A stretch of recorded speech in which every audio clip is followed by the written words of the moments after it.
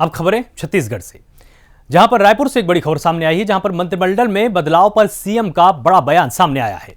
मंत्रिमंडल में बदलाव के अटकलों को खारिज कर दिया गया है। यह बड़ा अपडेट आपको हम प्राइम न्यूज पर बता रहे हैं, जहां पर मंत्रिमंडल में किसी भी तरह का कोई बदलाव नहीं होगा, यह मुख्यमंत्री ने बिल्कुल साफ कर दिया है। हाईकमान आदेश देगा तो ही बदलाव किया जाएगा, यह भी सीएम ने बात दोहराई है। अपनी 2 साल के कामों की समीक्षा भी की जाएगी, लेकिन अभी हाल फिलहाल बदलाव की कोई तैयारी नहीं है। जब तक हाईकमान की तरफ से कोई आदेश नहीं आ जाता, निर्देश नहीं आता, तब तक मंत्रिमंडल में किसी भी तरह का कोई फेरबदल नहीं किया जाएगा, यह भूपेश बघेल ने बिल्कुल साफ कर दिया है। देखिए, इसमें अभी कोई सच्चाई नहीं है।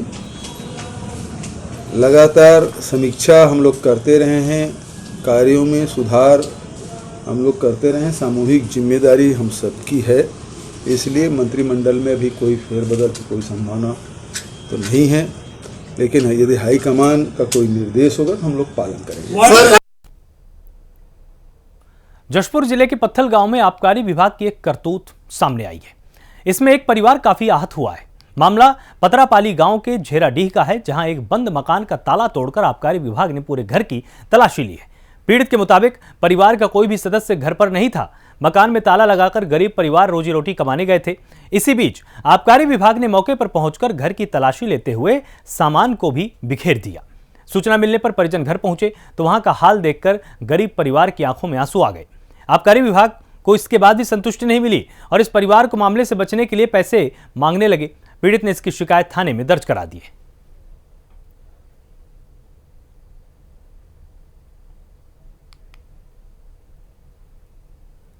छत्तीसगढ़ के बेमेतरा जिला मुख्यालय स्थित शासकीय पंडित जवाहरलाल नेहरू महाविद्यालय के मैदान में खिलाड़ियों ने निर्माणाधीन सीसी रोड का विरोध किया है।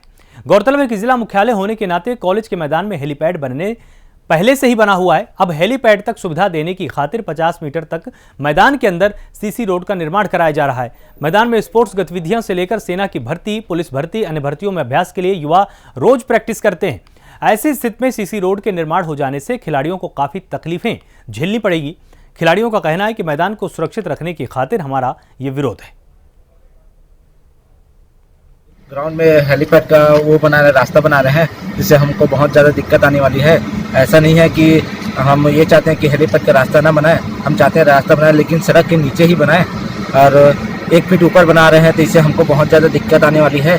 कहे कि नेता मंत्री जो आते हैं साल में 1 बार 2 बार आते हैं, और हमको साल में 12 महीना प्रैक्टिस करना होता है, और अगर ग्राउंड में ये बना देंगे तो हमको प्रैक्टिस करने में बहुत ज़्यादा दिक्कत आने वाली है।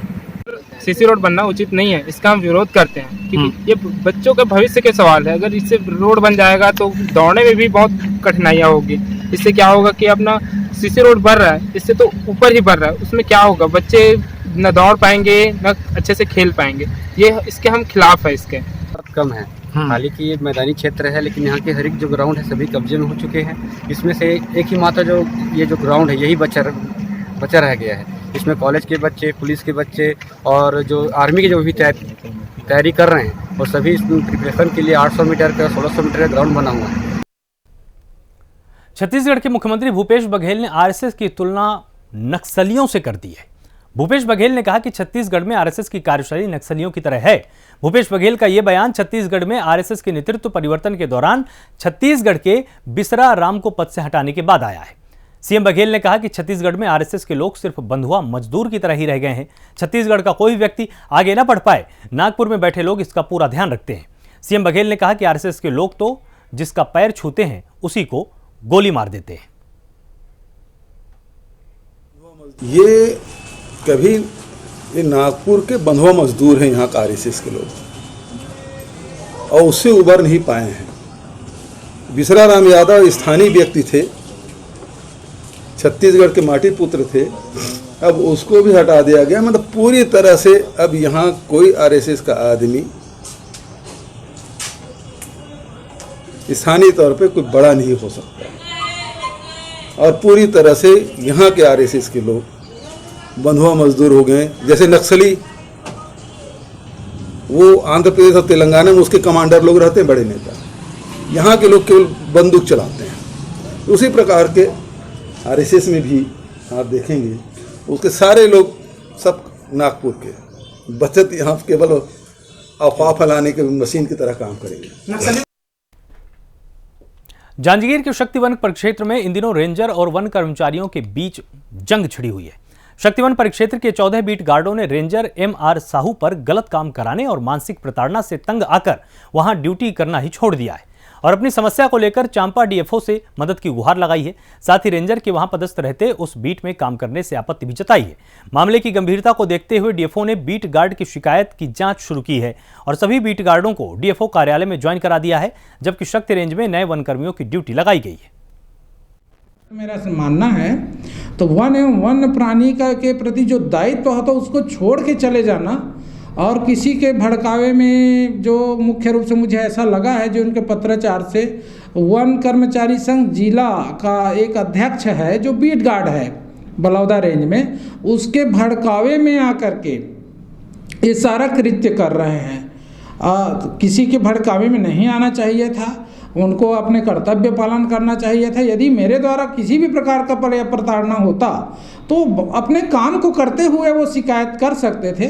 14 तारीख को करीब 7 बजे 12 कर्मचारी शक्ति रेंज से आकर के यहाँ मानसिक रूप से प्रताड़ित हो रहे हैं करके सभी लोगों ने अलग अलग से एक आवेदन दिया हुआ है, जिस कारण से हम लोगों ने उनकी उपस्थिति डिवीज़न ऑफिस में ली है और अन्य जो हमारे स्टाफ थे कुछ फील्ड में नहीं थे उनको फील्ड में पदस्थापना की गई है उनके टेम्पररी बेसिस पे। छत्तीसगढ़ के महासमुंद में 11वें राष्ट्रीय मतदाता दिवस पर जिला पंचायत सभागार जागरूकता सम्मेलन का आयोजन किया गया और कार्यक्रम में collector Doman Singh, additional SP Megha Tembhurkar, जिला विधिक सेवा प्राधिकरण के सचिव मोहम्मद जहांगीर ने शिरकत की और इस दौरान नए मतदाताओं को ई-इपिक डाउनलोड कराने और मतदाता जागरूकता के क्षेत्र में बेहतर कार्य करने वाले BLO, विद्यालय और महाविद्यालय के छात्र छात्राओं को सम्मानित किया गया। इस मौके पर युवाओं ने मतदाता जागरूकता विषय पर एक से बढ़कर एक रंगोलियां भी बनाई।